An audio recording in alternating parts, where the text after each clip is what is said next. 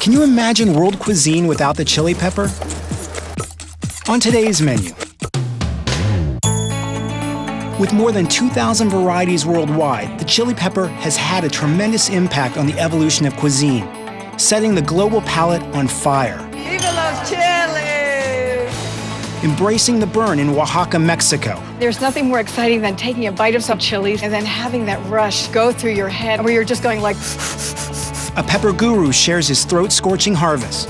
Wow! Spit it out. Wow! Finding chili marmalade on the edge of Turkey. What makes the Urfa pepper so special? The sunshine in this field. All the sun that Allah has, He sent to Urfa.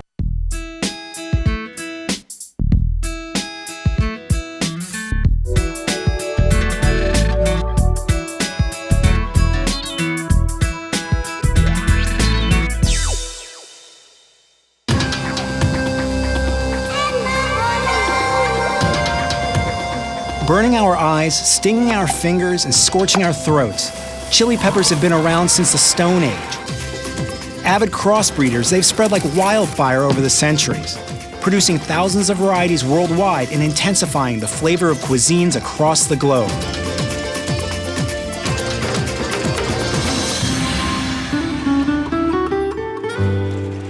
Chilies are actually native to Mexico. When the Spanish came, they took them back to the other countries, to India. Decían los españoles que a los nativos. The Spanish wrote in these books called the Florentine Codices about how the local people ate things with fire in their mouth. Con ardores en la boca. I'm Susana Trilling, and I'm here in Oaxaca, Mexico. Hola, buenos dias. Today, we're going to dedicate ourselves to buying chilies and making a fabulous dish, chilies en nogada. It's made with chili poblano, stuffed with chicken, apples, peaches, pears, pine nuts, raisins, almonds. My favorite. Like corn and potatoes, the chili pepper is one of the oldest domesticated foods of the New World. Eaten as a staple or ground into spice, chilies have played an important role in cuisine since the time of the Incas and remain a favorite of Oaxacan cooking.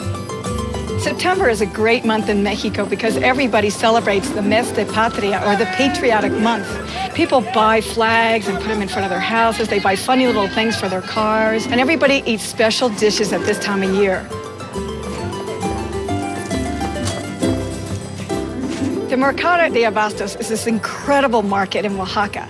It's huge. It's maybe like 3 football fields long. You can get fruit that somebody picked from their rancho that morning. You can get a wedding dress, a jackhammer. You can get anything that you need for day-to-day life in Mexico. People eat chilies every day here in Oaxaca. They're used for major sauces like the moles. They'll always have a salsa or pickled chilies called escabeche, or sometimes people will just roast the chilies, peel them, and just eat them. There's so many varieties of both fresh and dried chilies here. Mira, some chile de agua como media verde, media rojo. Some are fruity, some are hot, some are sweet, kind of the raisins of the chili family. These chilies are called pasilla oaxaqueño. They come from a cloud forest, so they can't dry the chilies in the air and the sun, so they smoke them under adobe huts with special wood, so it gives it a unique flavor.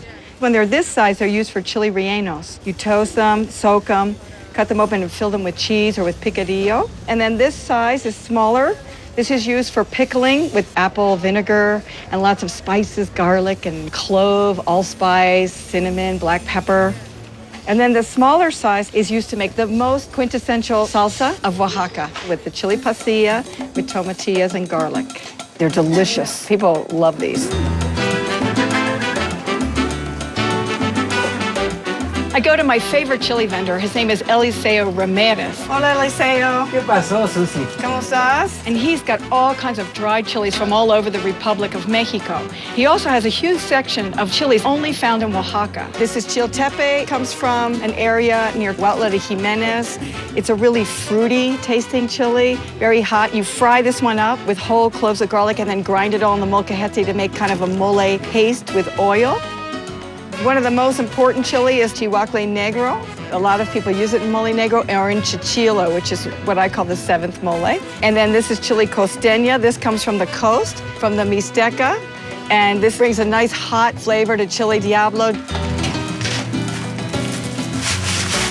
These are the chili poblanos that we're going to use for the chilies en nogada. It's a fresh, large, green chili from Puebla. We're going to roast them, peel them, and then stuff them with a variety of fruits that are in their perfect time of season in Puebla. Gracias. Adios. Later, Susana prepares Mexico's most patriotic dish, chilies en nogada. Delicioso. Viva Mexico. Viva Mexico. But first, If you really look at cuisines that focus on chilies, most of those cuisines come from hot places. They come from Mexico, they come from Southeast Asia, they come from India. And those chilies actually have a function in the food. They are designed to cool you off. So you eat the hot chili and you sweat, and then a breeze blows by, and you're much cooler than you were before you ate the chili. In this country, we're just starting to really understand that the chili can add an amazing amount of flavor. It's not just about heat. It's about the floralness of a habanero or depth of poblano. And we're starting to put them into American food now in ways that have never been used before. My name is Ian Knauer. I am one of the food editors at Gourmet Magazine. Right now, we are at Tim Stark's farm in Lenhartsville, Pennsylvania. You came at the peak of the chili harvest, so we got tons and tons of chilies. I think what makes Tim's peppers special is the fact that he has so many from all over the world growing in one small plot on his farm. Tim Stark is a cult figure amongst chili heads, and a walk through his fields is like a round-the-world pepper tour. In fact, he spent years collecting seeds from far-flung places like China, India, and Africa. Tim's even perfected the art of crossbreeding to create his own signature pepper, the Eckerton. Getting an unlikely start by growing tomato seedlings in his Brooklyn apartment, Tim now obsessively farms a whole variety of produce. Just outside New York, his farm inspires local chefs with a harvest that includes more than 100 chili varieties.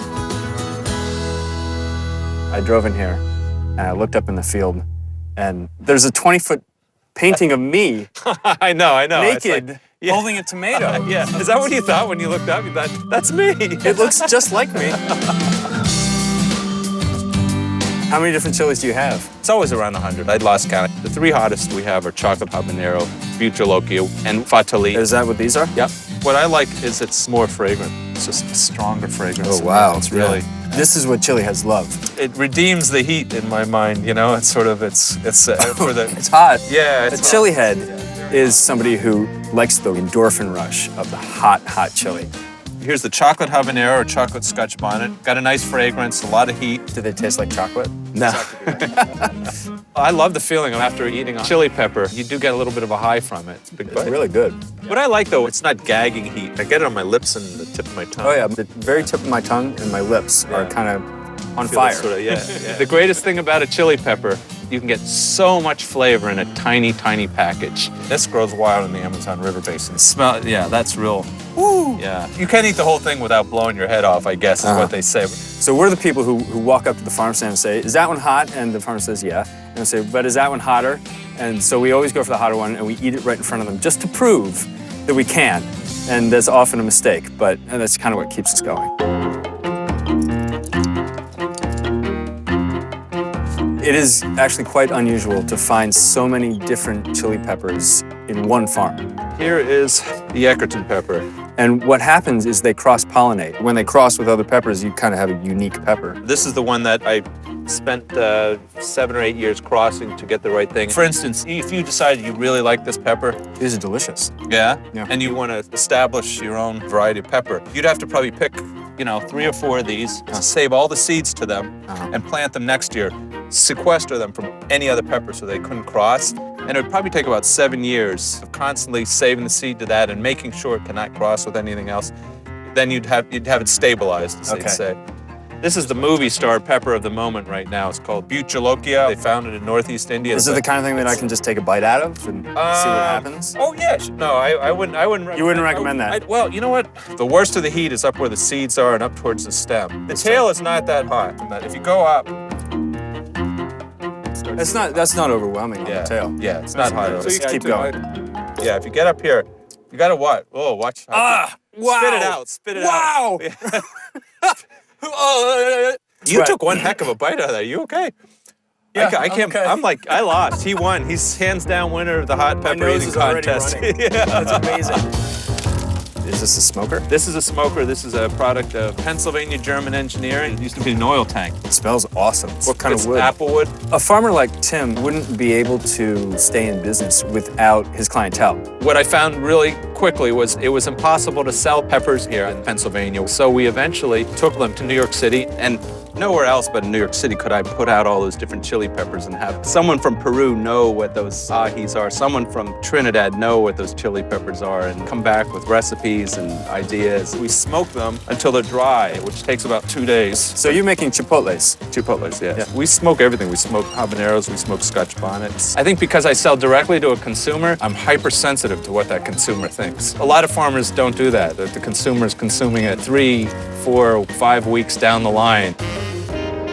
Each client that he has that comes to his farm stand, they come there because they want to get stuff that they can't get at the supermarket. They want to get a chili pepper that's just picked the day before, that hasn't been through an industrial farm complex, and has amazing flavor and is something special. The great thing about chilies is that there is an endless variety. They're exciting because there's such a range of heat, so you can have ones like the habaneros that practically burn your head off, or like the Marash and the Urfa, which are just mildly spicy, and they also have great flavor.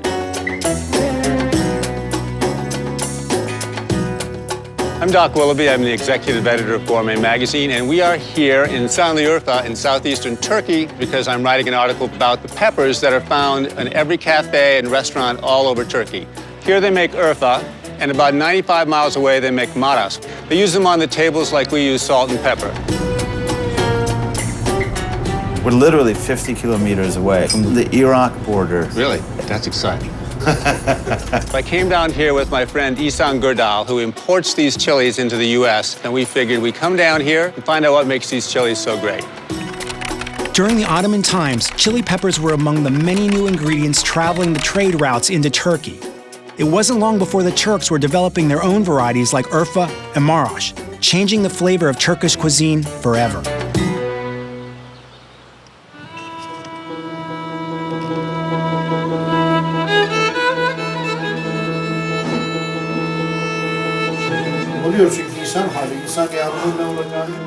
He says, this room has many meanings.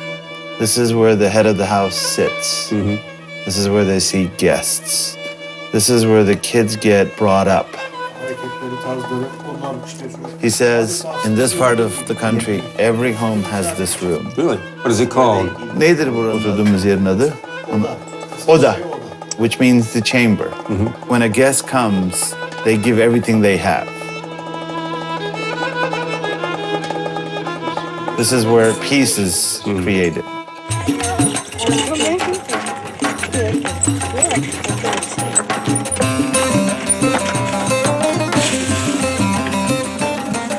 The ones that look like bell peppers, like the big ones, are Urfa. The skinny, long ones are Marash. So he's a beautiful green one. So you're seeing all the different colors. It starts green, it goes green to orange tints, and it eventually gets this really dark red. You can see this one, he says, that's a great example of a perfect Urfa pepper. What makes the Urfa pepper so special, it actually has sugar content to it.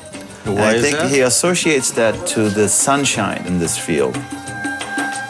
He's telling me that this is the sunniest spot in Turkey. What was that saying? All the Allah's sun comes to Urfa. All the sun that Allah has, he sent to Urfa. He sends it to Urfa, right?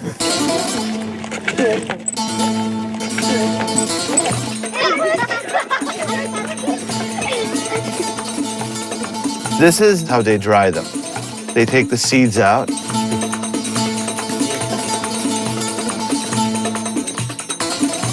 This tarmac right here is actually picked yesterday. This is starting its drying process. The one next to us right here, it's been here 7 days. It's almost ready. He thinks it needs 2 more days. You can see the color difference really striking over here. You see how the wetter one, it's soft. And here's the dry one. The minute I touch it, it's breaking apart.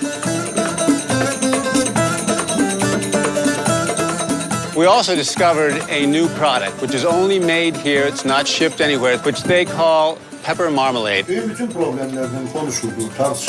the morning, he cuts a piece of bread, he puts the salsa on top of it, thin layer of it, and he grinds a little bit of the hazelnuts and walnuts on top of it. That sounds good.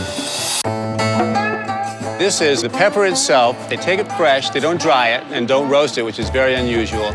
They grind it up, they use meat grinders so that it separates out all the seeds and stems. Then they take that and they dry it on the roof. They keep stirring it throughout the day.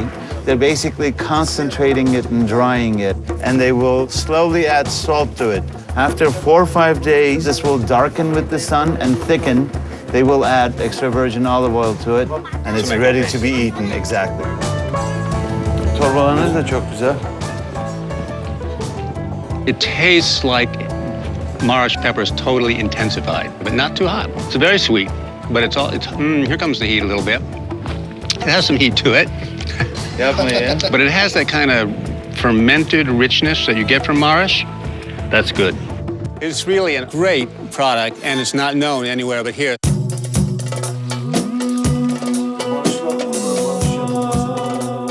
When he was a little boy, Ömer Bey, he always wondered what color was the soil on the Syrian side, because there was this barbed wire across the border. Since he works with the soil, what we call tarla, he said, Syria must be very different. So one day, eventually, his teacher took the whole class to Syria on a field trip. Then he realized that, God, the fields look the same, the animals are the same, the grass is the same. Even people, he said, there's no difference. So he realized that we're all the same. You are Turkish? Am I Turkish? Ah, good.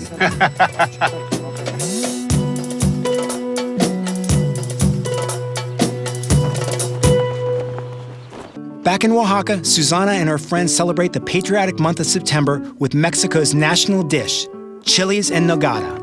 I thought maybe we could have you guys roast the chilies and we'll put them in a big bowl. One of my favorite rituals at this time of year is to get together with my kids and my girlfriends, mothers of my kids' friends. Oh, they're so adorable. Then we all get together and make chilies en nogada, which is the patriotic dish for the month of September. Esta receta nació en los conventos de Puebla. Luz says this dish was invented in a convent. It was made during this month to celebrate the Independence Day, which is the 15th of September. Also that all the fruits are in season at the same time. El chile verde, la crema blanca y la granada roja. So it's the color of the flag, the green, white, and red. Esa es la historia. Oh, it looks beautiful.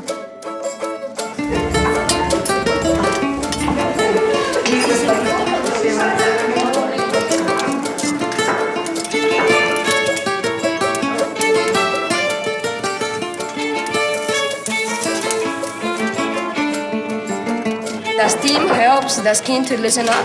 And then we're going to put another bowl on top so that they sweat.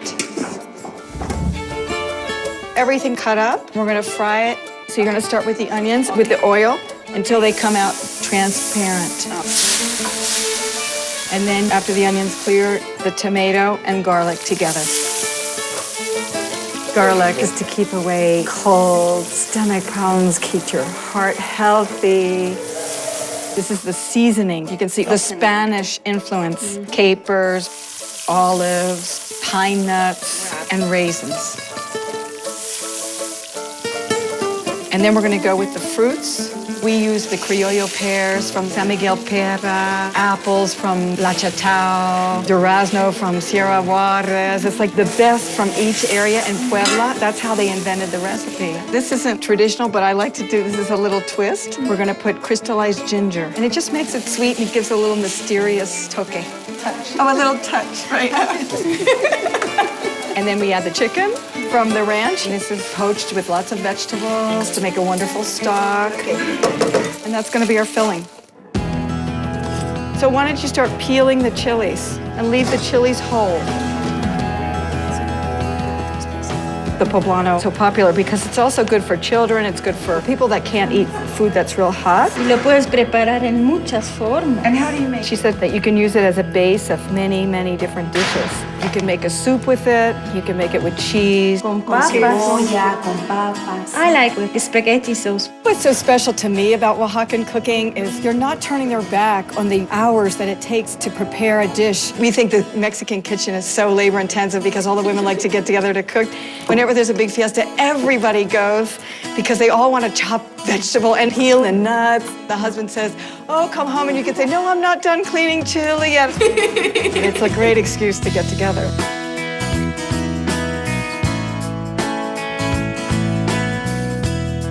And then the nogada is a white sauce that has almonds and walnuts. And I put a little bit of sherry in there as a little twist. And we're gonna make a special sauce with pomegranate syrup and chocolate to go on top.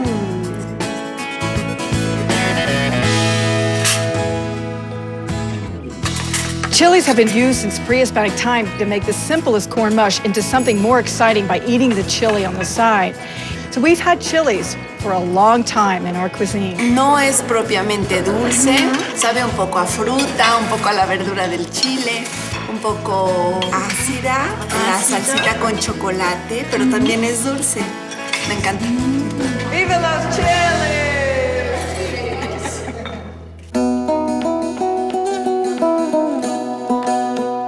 Chili peppers add a unique dimension to food. They have almost a mystery to them. There's something special about that dish when you taste it. And you can't necessarily put your finger on the fact that it's the chili pepper, but it takes it to another level. Chilies are excellent flavorers. You add just a little bit to a dish and it really changes the character of the dish with no work on your part. It gives spice to the food, it gives spice to life, and there's nothing more exciting than taking a bite of something and then having that rush go through your head and coming out your ears where you're just going like, waiting for that rush to pass. But that's the thing that makes eating chilies exciting.